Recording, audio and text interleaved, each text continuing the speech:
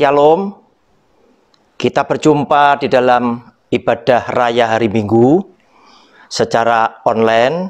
Saudara yang dikasihi oleh Tuhan, hari ini saya ingin membagikan firman Tuhan dengan judul Antikristus, apakah sama dengan chip 666? Kita persiapkan firman Tuhan dari 1 Yohanes pasal 2 ayat 18 dan 19. Namun sebelum kita mendengarkan firman Tuhan, mari Bapak Ibu sekalian, saya mengajak untuk kita boleh datang di dalam doa kepada Dia. Bapa yang Maha Kasih, tolonglah kepada setiap pribadi kami, Tuhan memberkati dengan urapan yang sama.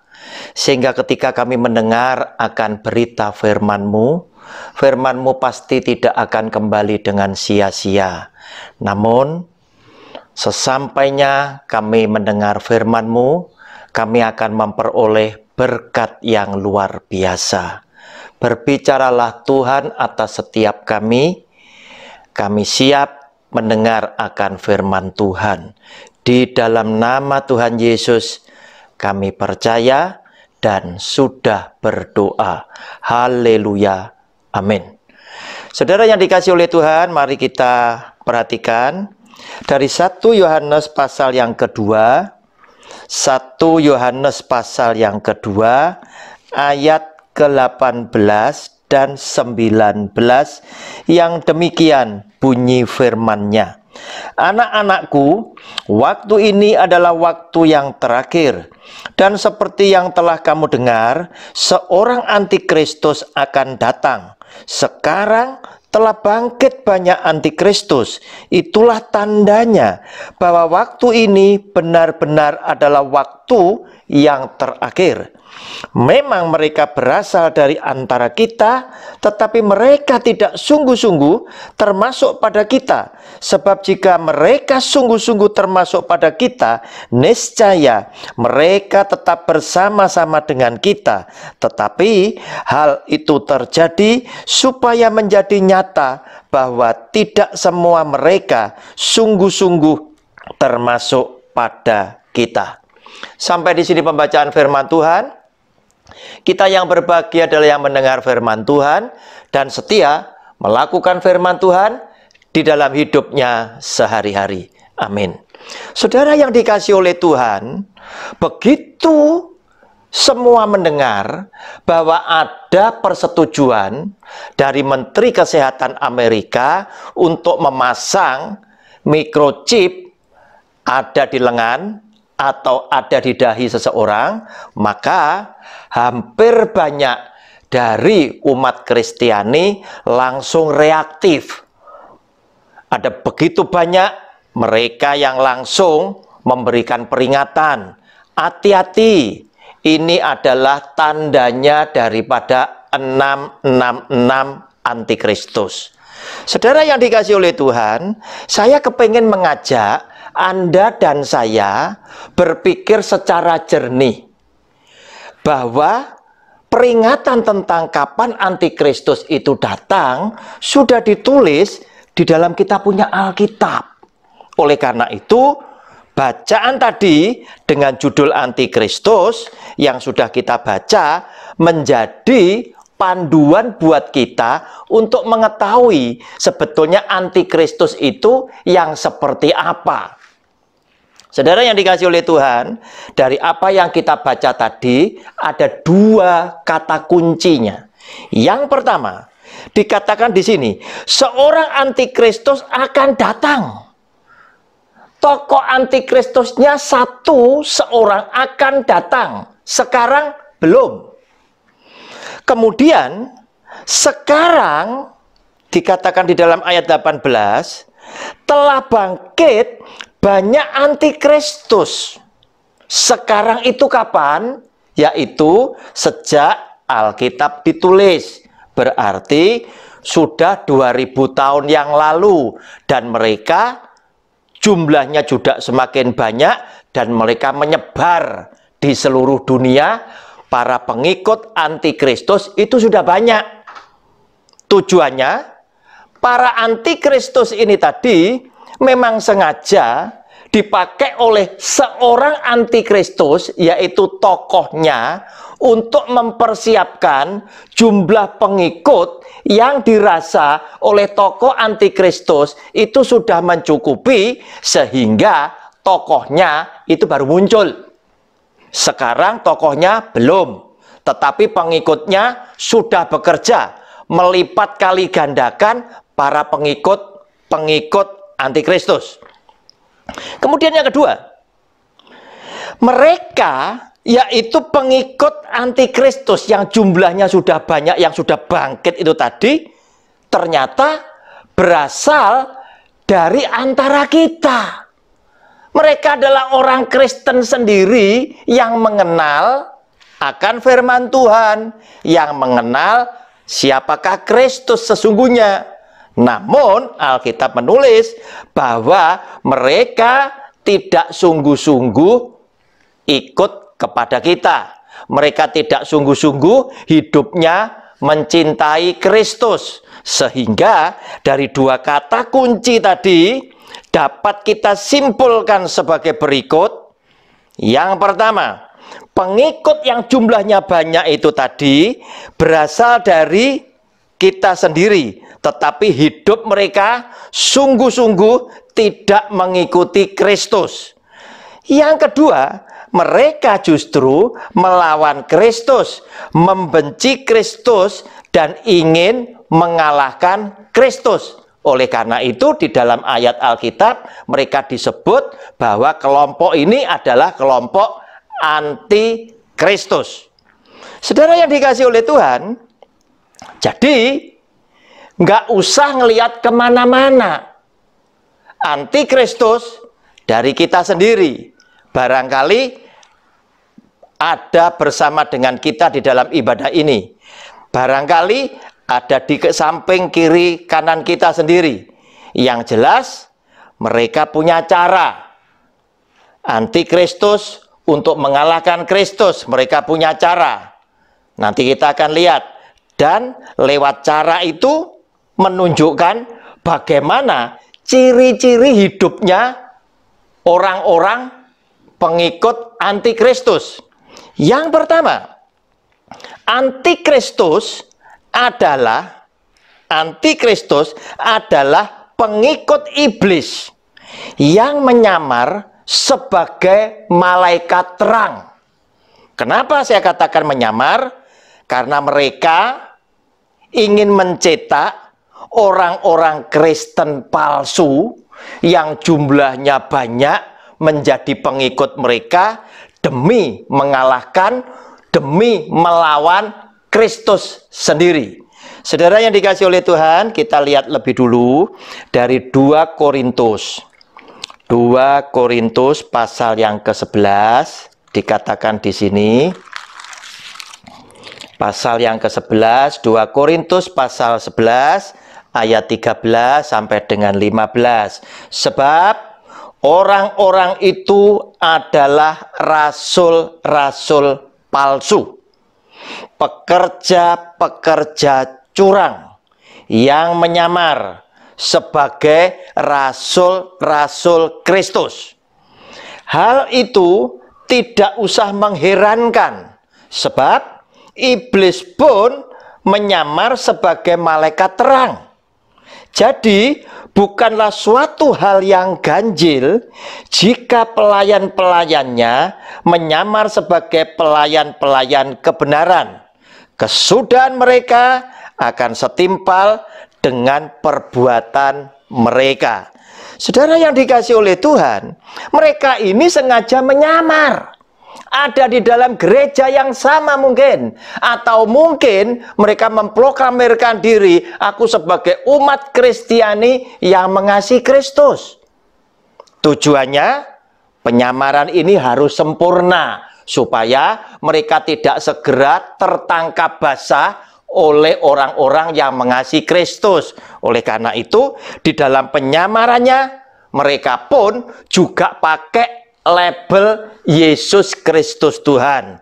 berdoa di dalam nama Tuhan Yesus, ngajar firman Tuhan di dalam nama Tuhan Yesus, ngusir setan di dalam nama Tuhan Yesus, kemudian menghadirkan banyak mujizat di dalam nama Tuhan Yesus. Namun apa yang dikatakan oleh Tuhan Yesus? Enyahlah engkau, hai pembuat kejahatan, aku tidak pernah mengenal kamu. Nah, saudara yang dikasihi oleh Tuhan, inilah yang membuat umat Kristiani menjadi susah, menjadi sulit untuk membedakan apakah mereka palsu atau mereka asli. Karena memang di dalam penyamarannya ini tadi sangatlah sempurna, karena iblis adalah oknum yang licik. Iblis bersama dengan para pengikutnya adalah oknum yang licik, yang seringkali membuat orang-orang yang tulus hatinya itu tertipu oleh karena segala sikap mereka, tingkah laku mereka, apalagi mereka memakai label Yesus Kristus Tuhan. Persoalannya, apakah label yang dipakai oleh mereka juga mencerminkan isi hati mereka? Yang pasti kita akan teliti, pasti tidak demikian. Kenapa? Karena di dalam apa yang mereka ajarkan, walaupun mereka pakai nama Tuhan Yesus, mereka tidak mengajarkan firman Tuhan seperti maksud dan isi hati Tuhan Yesus sendiri. Sehingga ketika seseorang tidak mengajarkan apa yang ada di dalam isi hati Tuhan Yesus, jelas tanpa kita bisa menyadari, seringkali kita terkecoh bahwa orang-orang yang demikian sesungguhnya telah melawan kehendak Kristus. Salah satu contoh yang saya ingin ungkapkan, di mana ayat firman Tuhannya, di mana ada konteksnya. Ketika kantong kolekte beredar, kemudian gembala sidang atau yang memimpin doa selalu memberikan semangat kepada sidang jemaatnya dan berkata, Tuhan adalah Allah yang tidak pernah berhutang. Oleh karena itu, apa yang saudara persembahkan akan dia kembalikan 100 kali lipat. Saudara yang dikasihi oleh Tuhan, jelas ini bukan ajaran dari Tuhan Yesus. Kenapa? Karena kalimat itu ada, tapi konteksnya tidak sama. Saudara, kita lihat lebih dulu supaya Anda yakin. Kita buka Matius pasal yang ke-13. Matius pasal yang ke-13 ayat ke-23. Ini adalah judul bacaan tentang perumpamaan tentang seorang penabur. Yang menabur benih adalah Tuhan Yesus. Benih yang ditabur adalah firman Tuhan. Ayat 23 dari Matius 13 itu berkata, yang ditaburkan di tanah yang baik ialah orang yang mendengar firman itu dan mengerti. Dan karena itu ia berbuah. Setelah mereka mendengar firman Tuhan, karena hatinya siap menerima, maka orang ini berbuah. Berbalik dari perbuatan yang kurang baik menjadi berkenan di hati Tuhan. Ada yang berbuah 100 kali lipat. Ada yang 60 kali lipat. Ada yang 30 kali lipat. Saudara, yang pasti yang berbuah bukan uang yang saudara persembahkan, kemudian Tuhan gantikan 100 kali lipat. Bukan. Tetapi yang berbuah adalah firman yang ditaburkan oleh Tuhan Yesus lewat hamba-hamba Tuhan, yang saudara dan saya dengar dengan hati yang siap untuk menerimanya. Ini telah mengubahkan kehidupan kita menjadi lebih baik dari hari kemarin. Ada yang 30 kali, ada yang 60 kali, ada yang 100 kali lipat. Kalimatnya ada, tapi konteksnya bukan uang yang kita persembahkan, itu yang dikembalikan Tuhan. Kenapa? Karena Yesus yang adalah Tuhan tidak pernah mengajar saudara dan saya terjebak di dalam hidup yang terikat, yang terlalu menyukai berkat-berkat jasmani, yaitu nikmat kedagingan. Tetapi dia selalu ajarkan saudara dan saya untuk selalu menikmati berkat rohani yang punya nilai kekekalan, yaitu keselamatan. Saudara yang dikasihi oleh Tuhan, kemudian yang kedua, kita lihat sama seperti Tuhan Yesus juga dicobai di padang gurun dalam Lukas pasal 4 ayat yang ke-13. Dikatakan di sini, sesudah iblis mengakhiri semua pencobaan itu, iblis gagal, iblis mundur daripada Kristus, tetapi dikatakan di sini, dan menunggu waktu yang baik. Artinya, iblis masih tidak terima kegagalan dia mencobai Kristus dengan menawarkan nikmat kedagingan semua itu gagal. Iblis masih tidak terima. Dia masih ingin mendapatkan waktu yang baik, kesempatan yang bagus untuk mencobai saudara dan saya sebagai pengikut Kristus yang setia dengan tawaran-tawaran kedagingan yang sama.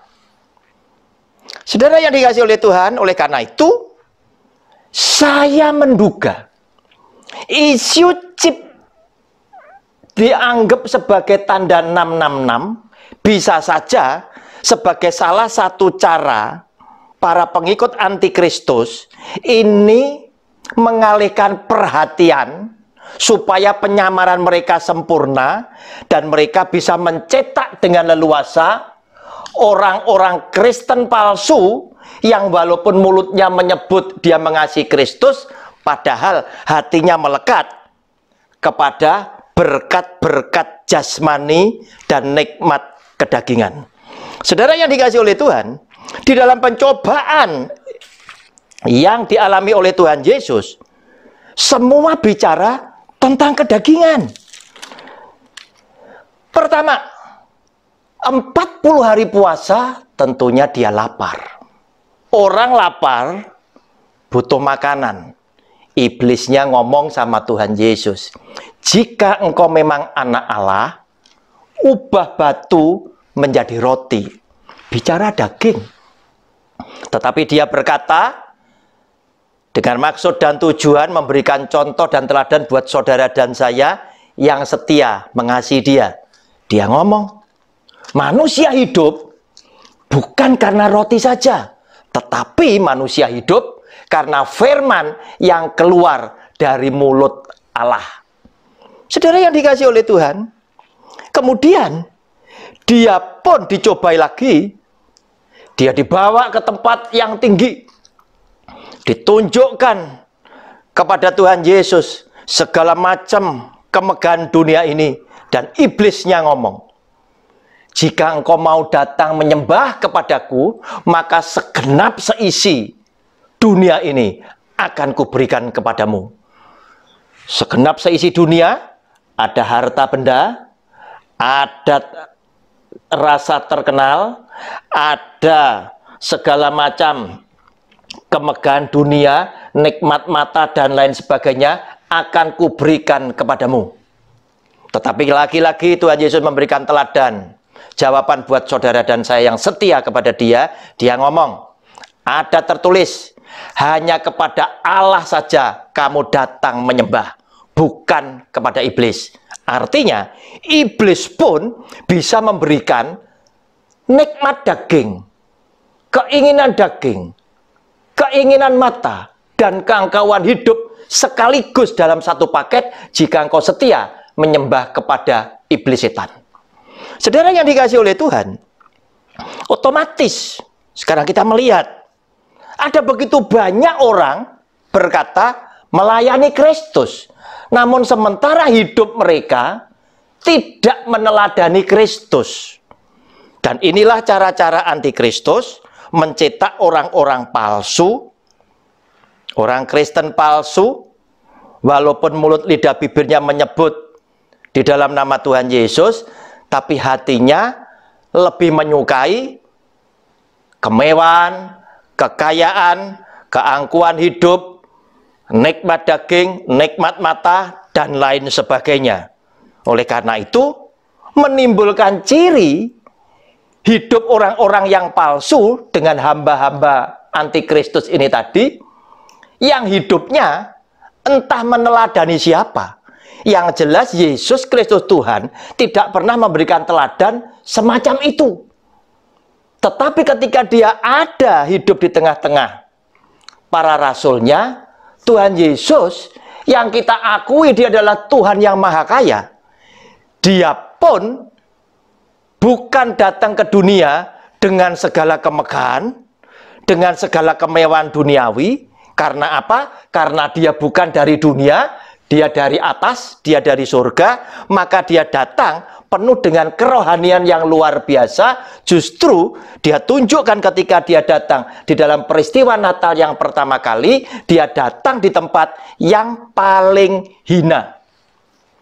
Berbeda dengan para pengikut antikristus yang begitu mendambakan tempat yang luar biasa megah, luar biasa nikmatnya, sehingga secara daging mereka bisa berkata dengan memberikan kalimat pembenaran, jika engkau adalah orang-orang benar, maka engkau akan diberkati dengan berkat yang berlimpah-limpah. Saudara yang dikasihi oleh Tuhan, Yesus yang adalah Tuhan tidak pernah ajarkan demikian. Justru ketika ada orang Farisi ingin mengikuti dia, dan orang Farisi ini ngomong, "Guru, kemana saja engkau pergi, aku akan ikut kepadamu." Tetapi Tuhan Yesus katakan, "Nanti dulu, kamu mau ngikut aku, silakan kamu berpikir lebih dulu. Lihat, burung punya sarang, serigala punya liang, tetapi aku, anak manusia, untuk meletakkan kepala saja, aku tidak ada tempat." Artinya, apakah engkau siap ketika engkau menjadi pengikutku, engkau benar-benar akan hidup meneladani aku yang hidup sangat-sangat sederhana. Walaupun aku adalah Tuhan yang maha kaya, yang telah menciptakan dunia dengan segenap isinya. Saudara yang dikasihi oleh Tuhan, terjadi kontradiktif antara orang yang berkata mengasihi Kristus, ternyata dia hidup di dalam kemegahan, dia hidup di dalam nikmat kedagingan, dan lain sebagainya, sehingga kita tidak melihat mereka adalah hamba-hamba yang meneladani Kristus, tetapi mereka justru membuat kalimat pembenaran. Aku kan anaknya raja, bapakku kan kaya, berarti aku pun boleh menikmati kekayaan. Saudara yang dikasihi oleh Tuhan, teladan siapa yang engkau ikuti? Sehingga dengan demikian kita bisa tahu sesungguhnya mereka hamba Kristus atau bukan. Saudara yang dikasihi oleh Tuhan, kita lihat sekarang di dalam 1 Yohanes pasal 2 ayat 15 dan sampai dengan 17. Janganlah kamu mengasihi dunia dan apa yang ada di dalamnya. Jikalau orang mengasihi dunia, maka kasih akan Bapa tidak ada di dalam orang itu. Sebab semua yang ada di dalam dunia, yaitu keinginan daging dan keinginan mata, serta keangkuhan hidup, bukanlah berasal dari Bapa, melainkan dari dunia. Dan dunia ini sedang lenyap dengan keinginannya. Tetapi orang yang melakukan kehendak Allah tetap hidup selama-lamanya. Saudara sudah diperingatkan di dalam bacaan sebelum judul antikristus ini, dikatakan, jangan kamu mengasihi dunia dengan segenap isinya. Orang yang mengasihi dunia, yang hatinya terlalu melekat kepada dunia, itu pasti tidak bisa mengasihi Bapa. Kenapa? Karena semua yang ada di dalam dunia, yaitu keinginan daging, keinginan mata, serta keangkuhan hidup, bukanlah berasal dari Dia, tetapi berasal daripada dunia. Iblis, setan, yang menawarkan 3 perkara, nikmat daging dan gagal mencobai Kristus. Oleh karena itu, hati-hati dengan pengajar yang kembali mengajarkan dan menawarkan nikmat daging dan dikemas dalam sebuah kalimat pembenaran bahwa karena engkau sebagai orang benar, maka engkau akan diberkati dengan berkat yang berlimpah-limpah. Hati-hati, saudara. Hati-hati, Yesus yang adalah Tuhan sekalipun tidak pernah menjanjikan perkara yang satu ini. Dia tidak pernah ngomong, dia tidak pernah bilang, jika engkau setia kepadaku, maka engkau akan bebas dari masalah. Dia tidak pernah ngomong. Maka engkau akan diberkati berlimpah-limpah. Dia tidak pernah janji. Tetapi yang pasti, dia berjanji, di tengah-tengah engkau menghadapi masalah, di tengah-tengah engkau menghadapi tekanan hidup, di tengah-tengah engkau menghadapi penderitaan, aku adalah Tuhan yang senantiasa menyertai engkau. Karena aku adalah Tuhan yang tidak pernah meninggalkan kamu, tetapi aku adalah Tuhan yang menyertai kamu sampai kepada akhir zaman. Saudara yang dikasihi oleh Tuhan, ini yang Dia berikan kepada saudara dan saya. Ini yang Dia janjikan kepada saudara dan saya. Bahwa Dia ada untuk menyelamatkan saudara dan saya yang setia kepada Dia. Yang tidak suka dengan segala sesuatu yang ada di dalam dunia ini. Yaitu keinginan daging, keinginan mata, dan keangkuhan hidup. Saudara yang dikasihi oleh Tuhan, kemudian yang ketiga. Cara yang ketiga. Iblis ingin melawan, ingin mengalahkan Kristus. Dengan cara sesama pengikut anti-Kristus yang jumlahnya itu banyak sekali pada hari ini. Kenapa?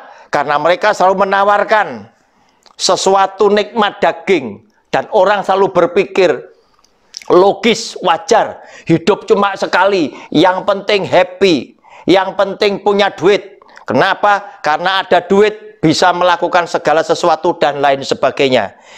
Jumlahnya mereka cepat sekali berlipat kali ganda. Saudara, ketika jumlah orang Kristen semakin bertambah banyak, saya tidak langsung berbahagia.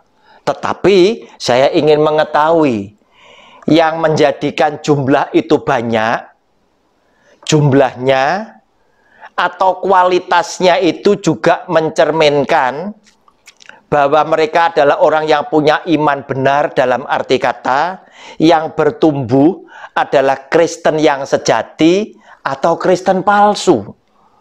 Oleh karena itu, saudara yang dikasihi oleh Tuhan, karena antikristus para pengikutnya itu telah bangkit begitu banyak sejak Alkitab ini ditulis 2000 tahun yang lalu, dan mereka sedang mempersiapkan tokohnya antikristus itu datang.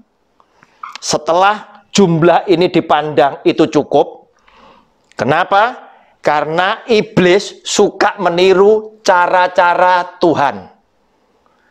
Kristus sebelum melayani, dia pakai Yohanes Pembaptis untuk meluruskan jalan Tuhan. Yohanes Pembaptis membaptis ribuan umat yang percaya, yang bertobat.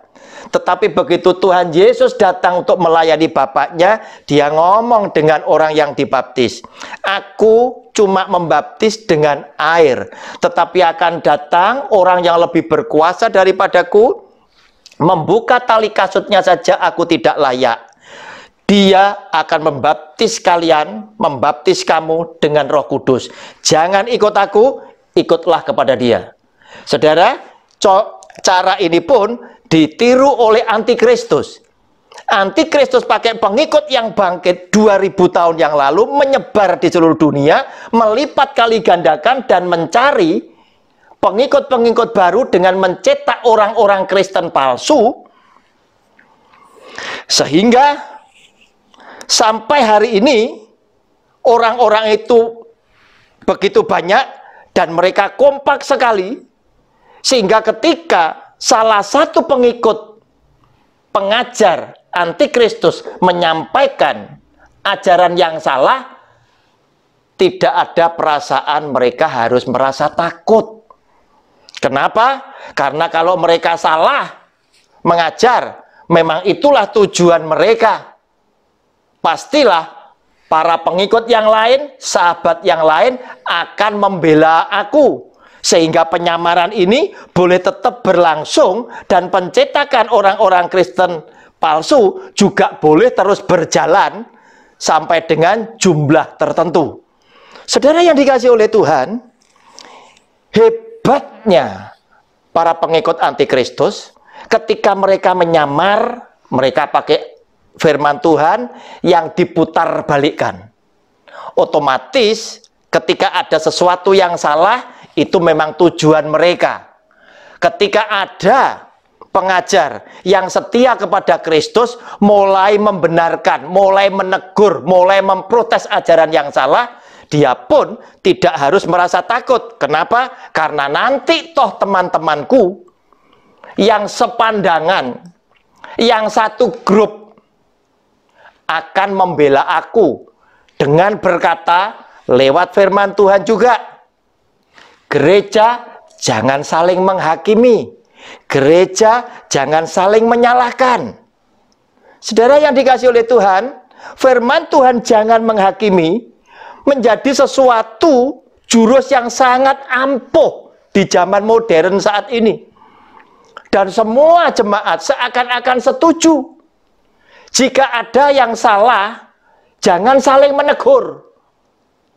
Ketika ada orang yang berani dengan teguran yang keras, langsung semua orang berkata, kenapa orang ini menghakimi? Saudara yang dikasihi oleh Tuhan, saya mau paparkan kepada saudara. Lihat, kita punya Alkitab adalah Alkitab yang paling jujur. Artinya, semua kebaikan para tokoh Alkitab ditulis. Semua keburukan tokoh Alkitab juga ditulis. Di dalam Alkitab kita tahu Daud adalah orang istimewa di hati Tuhan.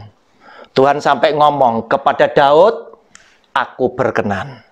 Saudara yang dikasihi oleh Tuhan, tetapi ada kisah hitam Daud ketika Daud selingkuh dengan Batseba. Batseba ini diambil oleh dia akhirnya dengan cara yang licik. Daud bunuh suami Batseba Uria dengan pedang.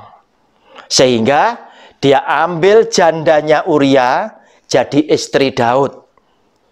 Nah, saudara yang dikasihi oleh Tuhan, Tuhan marah kepada Daud. Anak hasil hubungan dengan Batseba ditulai oleh Tuhan, anak itu mati. Nah, saudara yang dikasihi oleh Tuhan, Tuhan marah dengan Daud. Dan dia katakan, Daud, karena engkau mengambil Batseba dengan membunuh Uria suaminya dengan pedang, maka sejak hari ini keluargamu tidak akan lepas dari pedang. Adalah hukuman yang setimpal yang diberikan oleh Tuhan yang adil atas siapapun juga, termasuk Daud. Nah, saudara yang dikasihi oleh Tuhan, yang ingin saya pertanyakan kepada saudara dan saya, tidakkah kita mendengar bahwa semua pendeta itu pun dengan bebas dan dengan santainya mereka mengkhotbahkan kisah mengenai Daud dengan Batseba yang diambil sebagai istrinya dengan membunuh Uria suaminya di medan tempur. Dan semua orang tidak ada yang protes. Hei, ngapain kamu menghakimi Daud? Nggak ada. Semua cuma membenarkan. Memang kisah itu ada. Dan Tuhan sengaja kisah itu ditulis di dalam Alkitab supaya saudara dan saya bisa meneladani perbuatan yang baik dan benar. Saudara dan saya bisa menghindari perbuatan jahat dan salah. Nah saudara, sekarang pertanyaan saya, kalau Daud saja boleh dibicarakan, terus kemudian ada pendeta zaman sekarang yang menghadapi sebuah persoalan karena dia berbuat kesalahan. Entah dia jatuh di dalam dosa seksual, entah dia sedang berselisih, ataukah ia sedang mengajarkan yang salah menurut Alkitab. Kenapa harus semuanya teriak? Jangan menghakimi. Saudara yang dikasih oleh Tuhan, sebagai umat Kristiani yang baru belajar Alkitab tentunya akan bingung. Sesungguhnya boleh enggak sih membicarakan atau menegur orang yang sedang berbuat salah? Sedangkan Daud yang menjadi salah satu tokoh di dalam Alkitab kita saja, kesalahannya dia dikhotbahkan sudah jutaan kali. Oleh karena itu saudara yang dikasih oleh Tuhan, hati-hati. Para pengikut antikristus selalu mengajarkan sesuatu yang salah, selalu mengajarkan sesuatu yang sengaja firman Tuhan itu dipelintir. Dan mereka tidak pernah merasa takut. Kenapa? Karena nanti teman-temanku juga akan datang untuk membela aku dengan berkata seperti firman Tuhan, tetapi konteksnya dipelintir. Jangan menghakimi. Nah saudara yang dikasih oleh Tuhan, mempelintiran firman Tuhan sudah ada sejak ular itu menipu perempuan tadi. Sehingga dia disebut adalah bapaknya pendusta. Oleh karena itu saudara yang dikasih oleh Tuhan, setiap orang yang tidak menyampaikan isi hati Tuhan seperti maksud dan kehendak Tuhan, saya pastikan mereka adalah anti Kristus itu sendiri. Kenapa? Karena kita lihat di dalam Yohanes pasal yang ke-8 dikatakan demikian. Yohanes pasal 8 ayat ke-44 dikatakan demikian. Iblislah yang menjadi bapamu, dan kamu ingin melakukan keinginan-keinginan bapamu. Ia adalah pembunuh manusia sejak semula, dan tidak hidup dalam kebenaran. Sebab di dalam dia tidak ada kebenaran. Apabila ia berkata dusta, ia berkata atas kehendaknya sendiri. Sebab ia adalah pendusta dan bapa segala dusta. Saudara, tidak pernah ada orang yang tinggal di dalam kebenaran itu kok berdusta, tidak ada. Kenapa saudara? Karena Yesus yang adalah Tuhan adalah kebenaran sendiri. Akulah kebenaran dan hidup. Akulah jalan dan kebenaran dan hidup. Jadi orang yang suka berdusta adalah anaknya iblis. Kenapa? Karena kita lihat sekali lagi 1 Yohanes pasal yang kedua, sebagai penutup khotbah saya, 1 Yohanes pasal yang kedua ayat 21, lanjutan dari judul bacaan antikristus. 1 Yohanes pasal 2 ayat 21, aku menulis kepadamu bukan karena kamu tidak mengetahui kebenaran, tetapi justru karena kamu mengetahuinya, dan karena kamu juga mengetahui bahwa tidak ada dusta yang berasal dari kebenaran. Tidak ada dusta yang berasal dari kebenaran. Oleh karena itu, saudara yang dikasih oleh Tuhan, senang jika engkau akan menjadi anak-anak Tuhan yang menjadi semakin pandai, semakin kritis Dengan arti kata lain, jangan gampang percaya dengan pengkhotbah, pembicara siapapun, termasuk saya, sebelum saudara mencocokkan kebenaran khotbahnya dengan konteks Alkitab. Sehingga dengan demikian, saudara boleh menjadi anak-anak Tuhan yang tidak mudah bimbang, yang tidak mudah panik dengan berita-berita yang seringkali membuat gentar hati kita. Apapun yang sudah ditulis oleh firman Tuhan di sini boleh menjadi panduan bagi setiap pribadi kita. Jangan gampang percaya hanya karena chip yang ditanamkan itu langsung 666. Bukan. Kenapa? Karena saya mau pastikan kepada saudara, ketika nanti jumlah para pengikut antikris itu sudah cukup, maka tokoh antikris yang satu itu akan muncul, dan pada saat itu dia akan tunjukkan jati dirinya, dan karena kekuatan powernya dia mulai berani menghujat bapak dan anak secara belak-belakan, secara terang-terangan, karena mereka merasa jumlah mereka demikian banyak.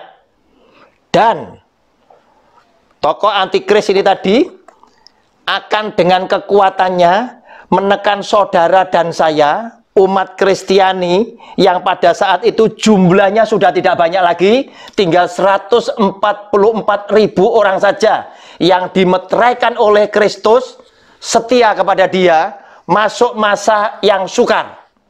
Bukan saat ini jumlah orang Kristen masih banyak, bukan. Kenapa? Karena yang sekarang saya hanya berkesimpulan, chip itu tadi merupakan sebuah sistem. Orang kuat di dunia ini, atau kelompok orang-orang kuat di dunia ini, ingin menguasai hidup orang lain secara ekonomi, akan dikendalikan oleh mereka untuk kepentingan keuntungan kelompok mereka. Contoh yang sederhana, dulu kita punya uang tunai, sepertinya bisa dibuat transaksi apa saja, punya power yang bebas. Namun zaman telah berubah. Sekarang kekuasaan uang tunai bergeser. Kita lewat jalan tol sudah tidak bisa bayar dengan uang tunai, kita harus bayar dengan e-tol. Ini merupakan sistem. Chip yang hari ini ditawarkan, Anda masih boleh menolak. Anda tidak mau pasang, tidak masalah. Itu menunjukkan dia belum punya kekuatan. Tetapi saatnya akan tiba. Saudara lihat di dalam Wahyu pasal yang ke-13. Saya bacakan ayat yang ke-15 sampai ke-18. Dan kepadanya diberikan kuasa untuk memberikan nyawa kepada patung binatang itu. Ketika seorang antikris itu datang, dia diberi kuasa seperti ini, sehingga patung binatang itu berbicara juga dan bertindak begitu rupa, sehingga semua orang yang tidak menyembah kepada patung binatang itu dibunuh. Saat antikris muncul, dia akan tekan setiap orang yang tidak mengikut aturannya antikris, akan dibunuh. Sudah tidak tawar-tawaran lagi. Dan ia menyebabkan sehingga semua orang, kecil atau besar, kaya atau miskin, merdeka atau hamba, diberi tanda pada tangan kanannya atau pada dahinya. Dan tidak seorang pun yang dapat membeli atau menjual selain daripada mereka yang memakai tanda itu, yaitu nama binatang itu atau bilangan namanya. Yang penting di sini ialah hikmat. Barang siapa yang bijaksana, baiklah ia menghitung bilangan binatang itu, karena bilangan itu adalah bilangan seorang manusia, dan bilangannya ialah 666. Jadi jelas, chip yang hari ini ditawarkan, saudara bisa menolak. Tetapi ketika antikristus itu datang, dia tidak pernah memberikan pilihan. Yang tidak menurut kepada aturan antikristus akan dibunuh. Oleh karena itu, saudara yang dikasihi oleh Tuhan, sekarang Pengikut antikristus sedang melipat kali gandakan jumlah pengikut antikristus yang lain. Ini yang perlu kita waspadai. Mereka yang mengajarkan tidak sesuai dengan firman Tuhan. Mereka yang menawarkan ajaran bahwa jika engkau setia kepada Tuhan, engkau akan diberkati berlimpah-limpah dengan berkat jasmani. Hati-hati. Iblis pernah gagal mencobai Kristus di padang gurun dengan 3 tawaran yang semuanya bicara tentang keinginan daging, keinginan mata, dan keangkuhan hidup. Hati-hati saudara. Walaupun mereka boleh sebut pakai label Yesus Kristus Tuhan, tetapi isi daripada ajarannya menyimpang jauh dari isi hati Kristus. Oleh karena itu, waspadailah mereka. Mereka adalah anti Kristus yang sesungguhnya. Tuhan Yesus memberkati saudara dan saya. Kita ketemu lagi di ibadah online yang berikutnya. Haleluya. Amin.